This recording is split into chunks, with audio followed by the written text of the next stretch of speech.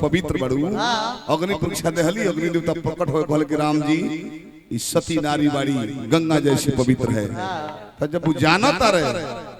परजा ही नहीं देख ले ऐसे को अयोध्या के सेना कोई ना रहे राम लक्ष्मण के सिवा अयोध्या का कोई भी नहीं था लंका पर विजेता बनने में बंदरी सेना रहे बानर भालू। तू लो नगर में जाकर राम कथा सुनाओ लो लोग कुछ जाकर पूरी नगर में जब सुनाओ था लोग कथा आज जब सीता जी के आगे में ढुके ला प्रसंग कहता लो धोबियो रोए लगल सारी प्रजा रोए लगल दूत रोए लगल कि प्रभु दू गो लइका ऐसा प्रसंग सुनाओ तार सर्व बारे में सारी प्रजा रोआ था कहले कि बुलाओ तो समाज में आई लो लक्ष्मण भरत शत्रुघ्न केहू परिचय नहीं के पूछो परिचय जान से नहीं पूछबो जान तरह का पटक के हुकले होके दो चार के हनी से परिचय पूछबो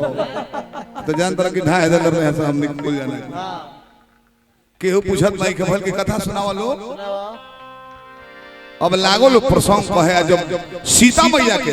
अग्नि परीक्षा का प्रसंग कहले वालो सारी प्रजा रोवे लागल कोशिला माई सुमित्रा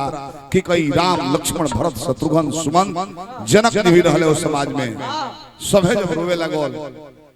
तले वाल्मीकि जी सीता जी के लेके समाज में पहुंचल कहले कि हे तारनहार हे दुनिया के मालिक हम त्रिकालदर्शी वाल्मीकि ऋषि हैं राम जी घनी के बाबा गोल लगले कहले कि वो काम खाती आइल बानी बोली गुरुदेव सीता के सामने पहले कहले कि हमारा पुण्य जितना कमैले बनी तपस्या से सब नष्ट हो जाओ अगर हम झूठ बोली त्रिकालदर्शी हैं हम जानता नहीं कि लक्ष्मी के अवतार सीता है हे राम सीता अग्नि के समान पवित्र है गंगा जैसी पवित्र है इसे ग्रहण कर लो राम जी कहने कभी ग्रहण कर ले लेकिन गुरुदेव एगो पति के नाते तो ग्रहण कर ले एगो राजा के नाते सीता यदि पवित्र बाड़ी तो हमारा प्रजा के सामने अपन पवित्रता के परीक्षा दे और परीक्षा के नाम सुन ली तो थोर दे कांप गई एक लाइन हमारा गायत्री बा के मुखड़ा हो खाली बिला के कहत हरी खीबी मोतिया में डोलले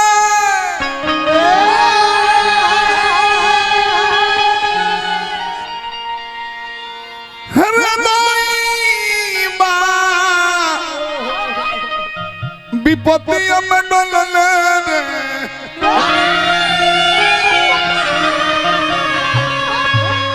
एहे अबला औरतिया के विपतिया में डोलले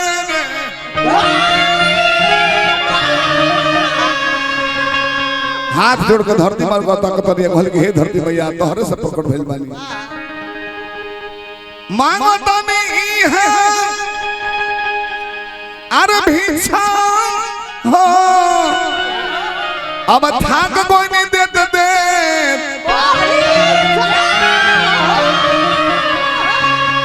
अब भाटे माई धरतिया विपतिया में डोलले रे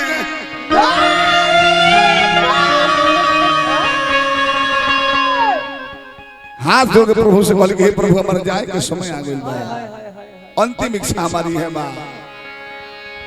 कहतनी जोरी दोनों हाथ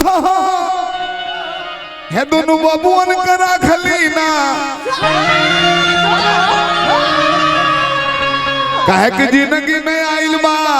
अफतिया विपतिया में डोलले रे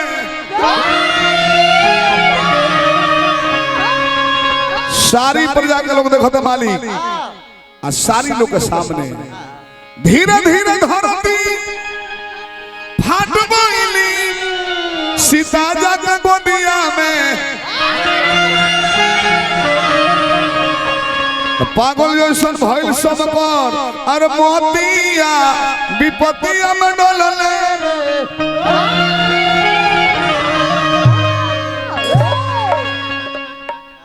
सारी लोग के सामने धरती बाई फाटल बड़ी और रथ पर विराजमान होकर निकलल बड़ी कहली कि हे बेटी एह लोक में मृतलोक हो सतयुग त्रेता द्वापर कलयुग यहाँ पर हर युग में स्त्री का सम्मान कम अपमान ज्यादा किया गया है। हे बेटी अब समय आ गया है हमसे ही प्रकट हुई हो, हमारे गोद में आ जाओ। सीता मैया धरती माई के गोद में गोइल बड़ी आ सबका सामने रथ पर विराजमान सीता जी या धरती माई पताल लोक में चल गइलो। धरती ज्यों के त्यों जुट गइल बड़ी। प्रसंग रोकल भी जरूरी बा।